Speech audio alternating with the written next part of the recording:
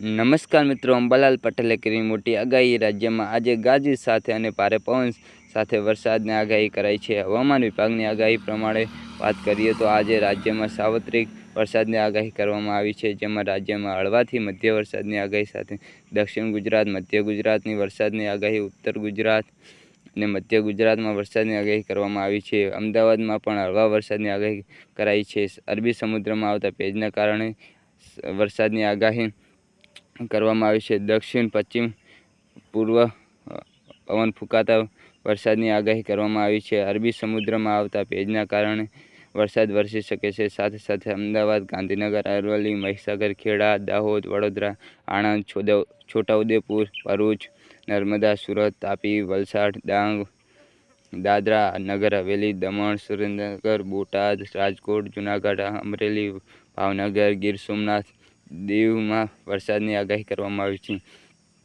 દક્ષિણ ગુજરાત તરફ વરસાદની માહોલ રહેશે। હવામાન વિભાગની આગાહી પ્રમાણે વાત કરીએ તો દક્ષિણ ગુજરાત પર અપર સાયક્લોનિક સર્ક્યુલસ પ્રવર્તી રહ્યું છે, જેના કારણે દક્ષિણ ગુજરાત તરફ જિલ્લાઓમાં વરસાદની આગાહી કરી છે। માછીમારો દરિયો ન ખેડવા માટે સૂચના આપવામાં આવી છે। વેધર મેપ પ્રમાણે આજે સુરત, ડાંગ, નવસારી, વલસાડ, દમણ, દાદરા અને નગર હવેલીમાં છૂટાછવાયા સ્થળો પર ભારે વરસાદની આગાહી કરવામાં આવી છે। કચ્છના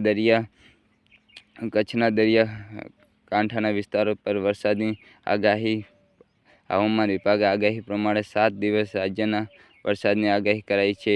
દક્ષિણ ગુજરાતમાં હળવાથી મધ્ય વરસાદની આગાહી કરવામાં આવી છે। બીજી તરફ ઉત્તર ગુજરાત અને મધ્ય ગુજરાતમાં કેટલાક ભાગોમાં ગાજવીજ સાથે હળવા વરસાદની આગાહી કરવામાં આવી છે। સૌરાષ્ટ્ર અને કચ્છના દરિયા કિનારા પર વિસ્તારો પર વરસાદની આગાહી કરવામાં આવી છે। નમસ્કાર મિત્રો, આવા જ હવામાન અપડેટ જોવા માટે અમારી ચેનલને સબસ્ક્રાઈબ કરી દેજો।